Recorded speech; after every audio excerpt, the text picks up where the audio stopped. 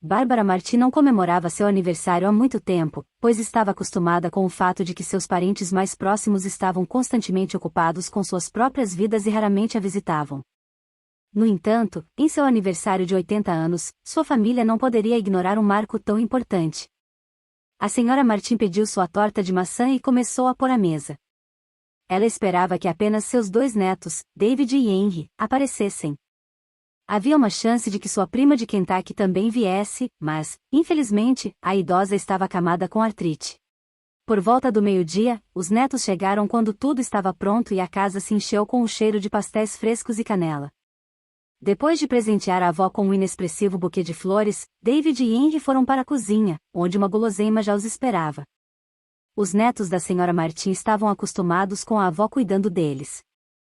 Ela os ajudou a pagar a universidade, a comprar carros e os ajudou sempre que precisavam de dinheiro.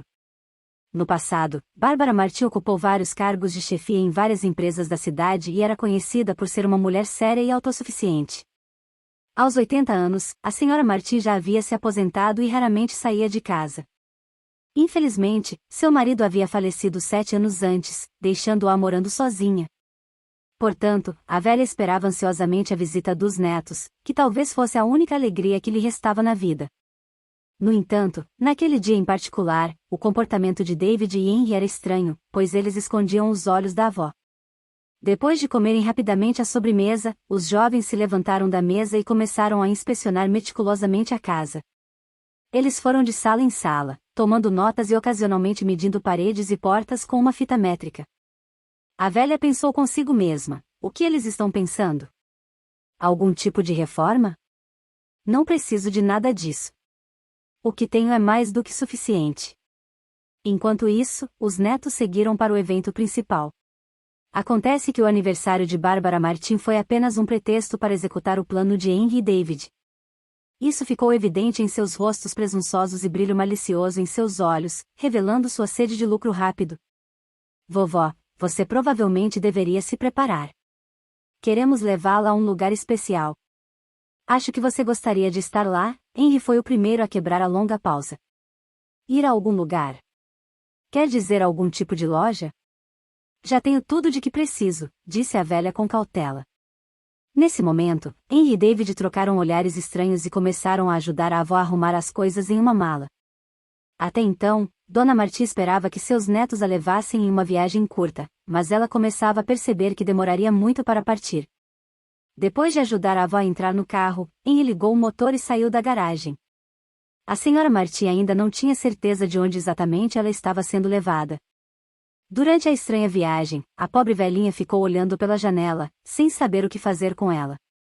Claro, ela confiava em seus netos, mas onde eles poderiam levá-la em seu aniversário de 80 anos?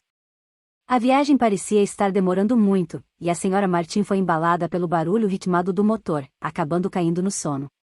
Enquanto dormia, ela sonhou com seu passado quando jovem, quando tudo parecia tão mágico e belo que a senhora Martim se sentia como Alice no País das Maravilhas. De repente, o carro deu um solavanco ao passar por uma lombada, acordando a senhora Martim. Descobriu-se que eles estavam dirigindo por uma estrada de terra que levava a um prédio de 3 andares que parecia uma enorme massa cinzenta de cimento. A senhora Martim nunca tinha estado naquele lugar e não conseguia nem imaginar o propósito de sua visita. Mas quando Henry se aproximou, a mulher engasgou.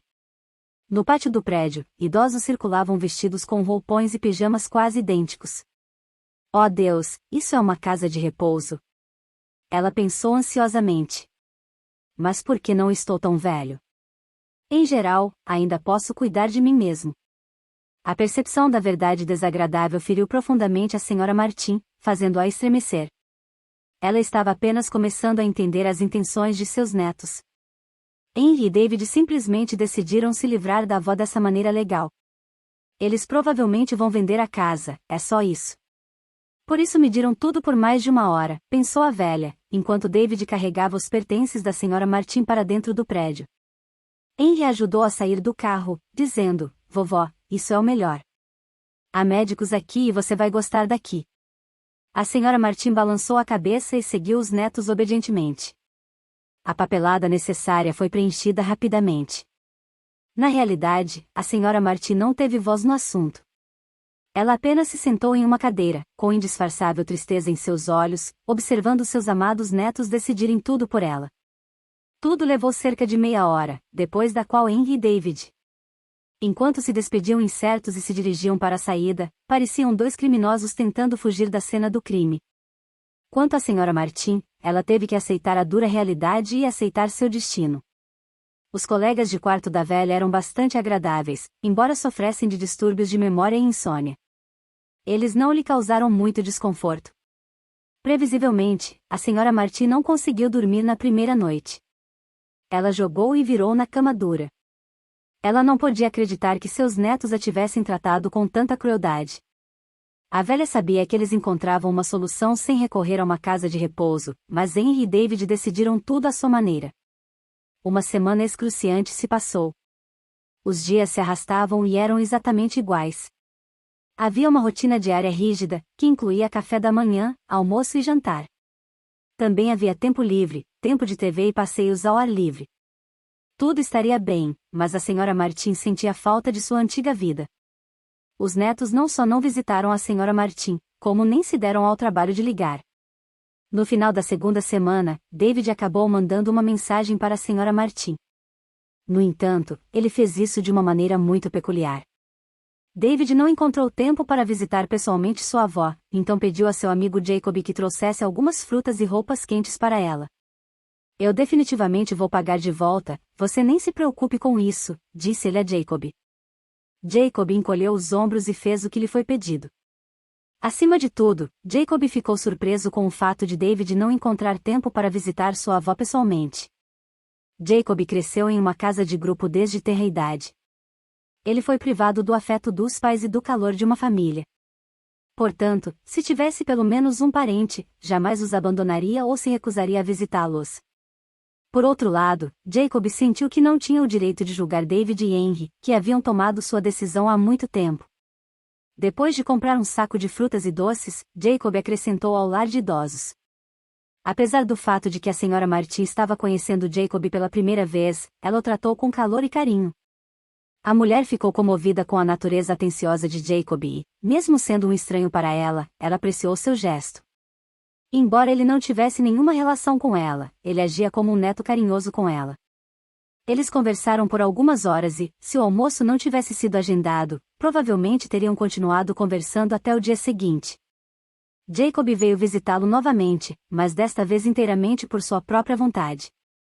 Para seu sincero espanto, conversar com a senhora Martin o ajudou a sentir o amor e a afeição de que foi privado quando criança. Por sua vez, a velha ficou comovida com a atenção de Jacob. Ele acabou por ser um jovem extraordinariamente cortês e inteligente. Em algum momento, a equipe da casa de repouso começou a considerar Jacob filho de Bárbara Martin, o que, claro, ele não era. Durante as conversas, a senhora Martin soube que Jacob amava os animais mais do que tudo e sonhava em construir um centro especializado para animais de rua. Claro, ele não tinha dinheiro para tornar seu sonho realidade, mas era seu sonho, e ele pensava nisso dia e noite. Um dia, durante a visita de Jacob, a velha de repente baixou a voz e pediu a um funcionário que passava um lápis e uma folha de papel. Jacob observou em silêncio enquanto a senhora Martin anotava o endereço de uma garagem semi-abandonada que ficava na mesma rua de sua antiga casa. Seus netos não sabiam de sua existência, o que surpreendeu Jacob. Depois de localizar a caixa, Jacob deveria pegar uma caixa de metal verde e guardá-la até que a senhora Martin lhe desse mais instruções.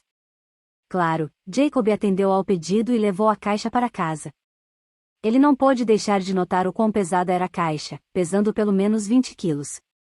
O container de metal estava trancado e Jacob não tinha chave. Na manhã seguinte, Jacob acordou mais cedo do que de costume para ver a senhora Martin o mais rápido possível. Ao chegar na casa de repouso, recebeu uma notícia muito triste. Sinto muito, mas a senhora Martin morreu ontem à noite. Acho que de alguma forma ela sabia que isso ia acontecer, disse a enfermeira de plantão com a voz trêmula.